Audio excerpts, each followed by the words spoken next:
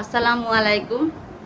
আজকে আমাদের নতুন একটা ব্লগে আপনাদের সবাইকে শুভেচ্ছা ও স্বাগতম।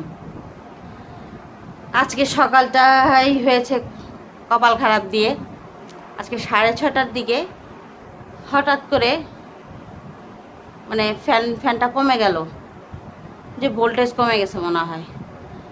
তারপরে তাড়াহুড়া করে উঠলাম, উঠতেই দেখি ঠুসঠাস আওয়াজ। আমি তো ভাবলাম যে মানে ভোল্টেজ আপ ডাউন করে বোধহয় আমার ফ্রিজ টিজ সব গেল। টিভি তো সব বন্ধই ছিল। হ্যাঁ, ঠুসঠাস আওয়াজ। পরে বাইরের সিঁড়ির লাইট কেমন জানি মানে স্পার্ক করতেছিল, মানে জলে নিবে এরকম। তারপর সব সুইচ টুইচ বন্ধ করে দিলাম। তারপর তো কারেন্ট নেই, এত সকালবেলা কার বাসায় আছে কার বাসায় নেই এটা তো আর জাস্টিফাই করা যায় না। তারপর যাই হোক, 8টা 9টা যখন বাজলো, তারপরে খোঁজ খবর নিয়ে দেখি সবার বাসায় আছে, আমাদেরই নেই।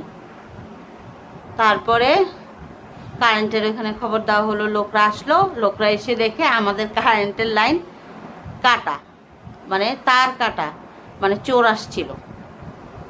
হ্যাঁ, চিন্তা করেন যে কারেন্টের লাইন মেইন তার, ওই তারের নাকি অনেক দাম। হ্যাঁ, ওই তার কাটতে আসছিল চোর, জানের কোনো ভয় নাই। আবার আমাদের মোটরটাও সিঁড়িতে, যে মোটরও মনে চুরির চিন্তা ভাবনা ছিল কিনা। যাই হোক, আল্লাহ বাঁচাইছে, নিতে পারে নাই, তারও নিতে পারে নাই, মোটরও নিতে পারে নাই। কিন্তু কি একটা ভোগান্তি। তারপরে লোক এসে সব ঠিকঠাক করে দিয়ে গেল। প্রায় 12টার পরে যায় কারেন্ট আসলো। এখন আমার বড় ভাসুরের ফ্রিজ চলতেছে না। আমার ফ্রিজ টিজ সবই আল্লাহর রহমতে ঠিক আছে, কিন্তু কিছু কিছু মানে যেগুলো অন টন ছিল, চার্জার টার্জার এই সেই ওয়াইফাইয়ের প্লাগ টাগ, এগুলো কিছু কিছু চলে গেছে। এখন চেঞ্জ করে দেওয়াতে ঠিক আছে। বড় কোনো দুর্ঘটনা আমার ঘরে ঘটে নাই, যে ফ্রিজ টিভি এসি, হ্যাঁ, এগুলি কিছু হয় নাই। লাইট ফ্যান, কিন্তু প্লাগের কিছু প্লাগ চার্জারের, তারপর মানে যেগুলো অন করা ছিল কম্পিউটারের, তারপরে যে ওয়াইফাইয়ের কিছু কিছু চলে গেছে মনে হয়, এগুলো আবার লাগাইতে হয়েছে। আর আমার বড় ভাসুরের ফ্রিজটা মানে চালু হচ্ছে না। কি এক অবস্থা। আজকে সকালটাই শুরু হলো কুফা দিয়ে। তো যাই হোক, এখন প্রাকৃতিক দুর্যোগ বলবো না, এটা তো চোরের দুর্যোগ। হ্যাঁ, টিভিতে দেখতেছি ছিনতাই, তারপরে চুরি, এগুলি নাকি অনেক বেড়ে গেছে, ডাকাতি। না, আমাদের বাসায় তো আজকে সকাল সকাল ভোরবেলা চোরই তো মনে আসছিল, তার কাটা থাকবে কেন না হলে। তো যাই হোক, এখন ওই বড় ভাসুরের ফ্রিজটার জন্য খারাপ লাগতেছে। আল্লাহ না করুক তেমন কিছু যেন না হয়। লোক খবর দেওয়া হয়েছে, আসুক। আজকে এখন পর্যন্ত কিছু করতে পারিনি। আজকে আরবির বাবা বাসায়, হ্যাঁ, আজকে বাসায় ছিল এতক্ষণ, এখন একটু বাইরে গেছে। এই যে আয়াত,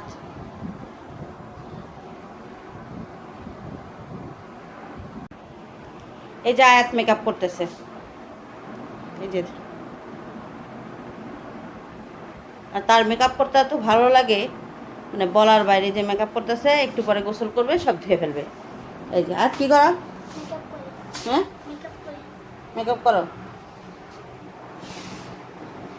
এই যে আবার টিভিও সাইডে রেখে দিচ্ছে। হ্যাঁ, বাজি কিছু না, আনতেছে। আচ্ছা, এবার সিদ্ধ করা। এটা আমার বড় জাল। এই যে আমার বড় জাল আসছিল, ওই যে কচু শাক সিদ্ধ করে রাখছিল ফ্রিজে, এখন দিয়ে গেল আমাকে, যে এটা বাগার দিতে। এই যে কালকে আরবির বাবা অনেক টমেটো আনছিল, অনেক। এখানে কিছু রাখছি। আর এখন তো শীত চলে যাচ্ছে, টমেটোর সিজনও চলে যাচ্ছে। আর আরবির বাবা টমেটো টক খেতে খুব পছন্দ করে। টমেটো টক বললে আরবির বাবা রাগ করে, বলে খাট্টা। আমাদের দেশে বলে টক, কিন্তু মুন্সিগঞ্জের বিক্রমপুরের মানুষ মনে বলে ঠাট্টা। তো ওই খাট্টা খাবে বলে গেছে। এই যে বসাইছি, গরম পানি বসাইছি। আজকে রান্নার কোনো প্রিপারেশন এই পর্যন্ত নেই, কারণ ওই কারেন্ট নিয়ে ব্যস্ত ছিলাম। বড় জাল, বড় ভাসুর তো ডায়ালিসিস করতে হয় সপ্তাহে 3 দিন। তো ডায়ালিসিস করে এসে ভাবি মাত্র আসলো, এসে এই যে এখন এই যে আমাকে দিয়ে গেল যে এটা একটু বাগার দিতে। ভাবি তো ফ্রিজ নিয়ে ব্যস্ত, আল্লাহ জানে ফ্রিজটার কী হয়েছে। এই যে কোন তার কাটছিল ঠিক বলতে পারবো না, যে তার একটু এলোমেলো, হয়তো এই কালো মোটা তারগুলি হয়তো এগুলি বাড়ি থেকে আসছে, এগুলি মনে হয় কাটছিল, আমি ঠিক জানি না। আর এই যে আমার মিটারের কাট আউটটা বলে নষ্ট হয়ে গেছে, এবারে ঠিক করতে হবে। আবার দেখি কোন তার কাটছিল।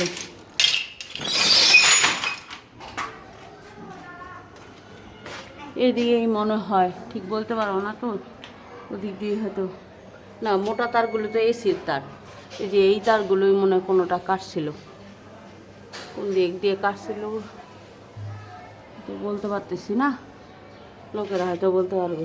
এই যে আমাদের মোটরটা এখানে, এই মোটরের তারও নাকি কাটছিল, মোটর মানে নিয়ে চুরি করতে চাইছিল। এই হলো অবস্থা।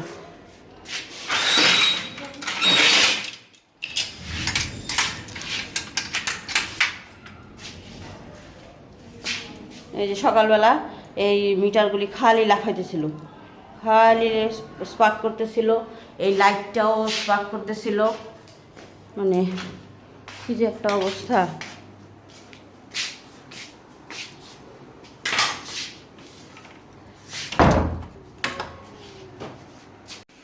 ছেলে বাবার সাথে বাজারে গেছিল, এই যে আছে মাছ টাছ কিনে নিয়ে আসলো, পাবদা মাছ, চিংড়ি মাছ, তারপরে এই যে রুই মাছ, এটা মনে হয় শিং মাছ, এটার খুলি নাই কেননা তো লাভ দিবে। আর এইগুলি হলো আরবের বাবার মাছ, ও ওই সব মাছ খায় না। ও এই যে ছোট ট্যাংরা, বাইলা গুড়া, তারপরে এই যে পাঁচমিশালি টাইপ কাচকি মাছ, ওই ধরনের মাছই খায়। এই যে শিং মাছ, পাবদা মাছ, চিংড়ি, এগুলি কিচ্ছু সে খাবে না। এই যে এগুলি সে খাবে, এগুলি দেশি একদম, মানে দেশি মুরগি, মাঝে মাঝে এইগুলি হলো তার খাবার। এই যে এই মাছগুলি হলো ওর মাছ। এগুলি কাটাই খাইতে তো মজা, কিন্তু কাটাই তো অসুবিধা। এখন শিরিনাপার জন্য বসে থাকতে হবে, শিরিনাপা কাটবে, আর আমাদের মাছেই আরও মাছ টাছ হয়তো কিছু কিনবে, মাছ টাছ শেষ হয়ে গেছে, রোজার আগে আরও কিছু কিনতে হবে।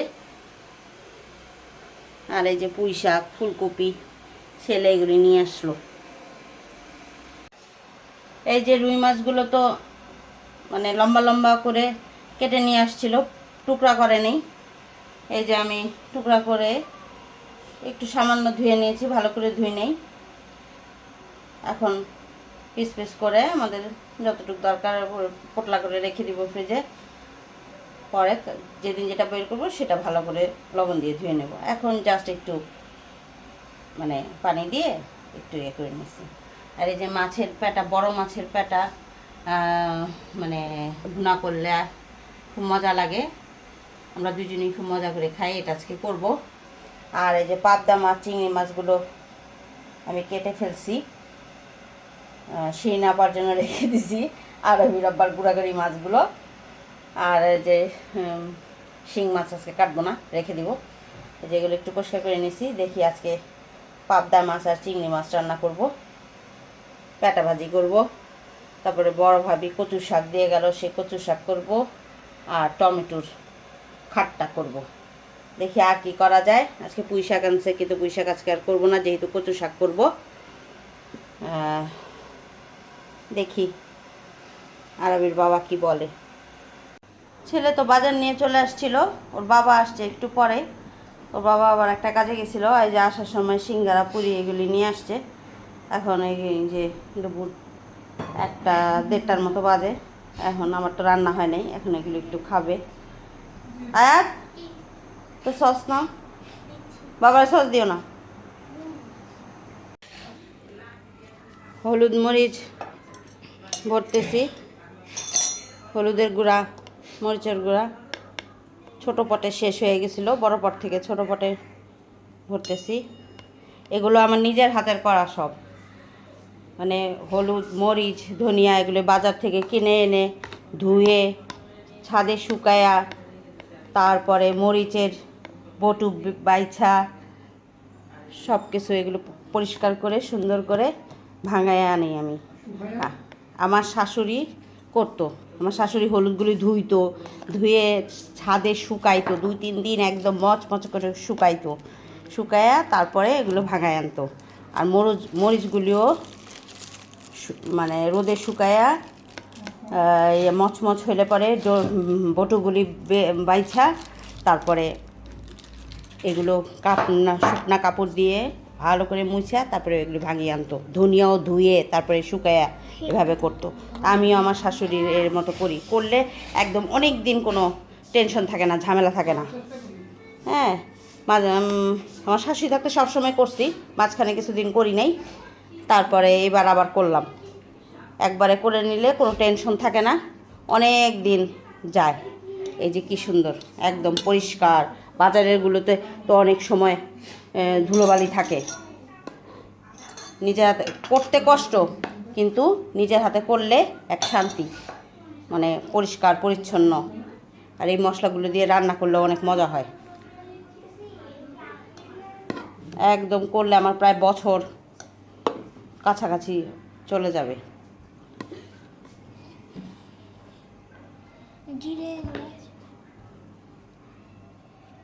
জিরাও আমি বেশি করে জিরা কিনে তারপর তেলে গুঁড়া করে নেই।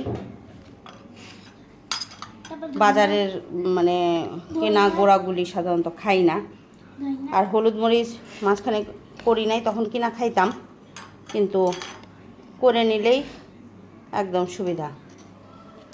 যে কি সুন্দর। আমার শাশুড়ি থাকতে সবসময় করা হতো, প্রত্যেক বছর। শাশুড়ি মারা যাওয়ার পর থেকে একটু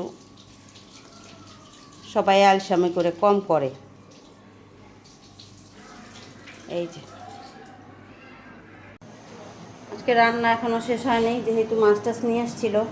এই যে আরবি রাব্বার টমেটোর খাট্টা, এই যে মাছের পাটা ভাজি, এই যে কচু শাক ভাজি, তারপরে আজকে এখনও শিরিনা বাসে নাই, এই যে থাল বাসন সব করে আছে। এই যে হয়তো পাবদা মাছ রান্না করবো, পাবদা মাছের জন্য পেঁয়াজটা ভেজে নিচ্ছি।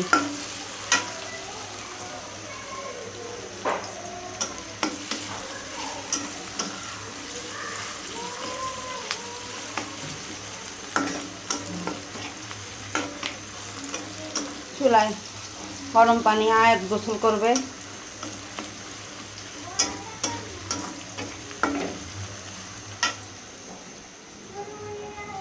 ওই যে আয়াত মানে খেলতেছে, এখনো সে গোসল করে নাই, ওই যে সে খেলতেছে। চুলার বাক্সটা এখনো উপরে উঠানো হয় নাই, এই যে সে এটা দিয়ে এই যে খেলা করতেছে। গোসলে যাও, গোসল যাবে না? হ্যাঁ, এই যে আমার পাবদা মাছটা হয়ে গেছে। আমি পাবদা মাছে সামান্য একটু ঝোল রেখেছি, আর অল্প মশলায় পাবদা মাছই ভালো লাগে। পাবদা মাছে বেশি মশলা হলে ভালো লাগে না। এই যে আমার পাবদা মাছ, এই যে কচু শাক ভাজি, যে বড় ভাবি যে কচু শাক কালকে আমাদের ভাষায় কি বলে মজায় রাখছিল আর কি, সেদ্ধ করে করে রাখছিল, ওইটা আমাকে দিয়ে গেছে। তারপরে মশলা টশলা দিয়ে এটা বাগার দিছি। আর এই যে বড় মাছের পেটা ভাজি, আর এই যে টমেটোর খাট্টা। এখন এই তাড়াহুড়ো করে এইটুক রান্না করেছে, এখন আরবির বাবাকে ভাত দিব। আর এই যে এখন একটু চিংড়ি মাছ বসাবো, দেখি। আয়াতের জন্য আবার চিংড়ি মাছ রান্না করতেছি। আয়াতের চিংড়ি মাছ একটা মাথা ঠিক থাকে না, চিংড়ি মাছ রান্না করে দেওয়াই লাগবে। এই যে ওর জন্য এখন আবার চিংড়ি মাছ রান্না করতেছি।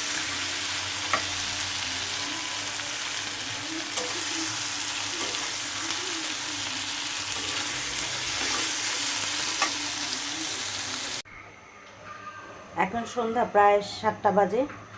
একটু চুলায় চা বসিয়ে দিয়েছি, একটু চা খাবো। চাটা বলক চলে আসছে। এখন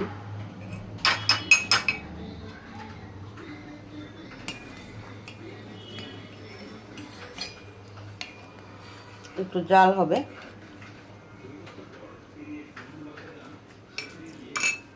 আমার কাপড় চিনি দিয়ে দিচ্ছি, আর বাবা তো চিনি খায় না, খালি একটু মুচমুচে নিমকি দিয়ে চা খাবো। এই নিমকিগুলো খুব মচমচা, খেতে খুব ভালো লাগে চায়ের সাথে দিয়ে। আর আমি আর বাবা একটু খাবো। কালকে আমার ছেলের শিক্ষা সফর। ছেলে আমাদেরকে ছেড়ে, বাবা মাকে ছেড়ে এই প্রথম একা কোথাও যাচ্ছে, মানে দূরে কোথাও।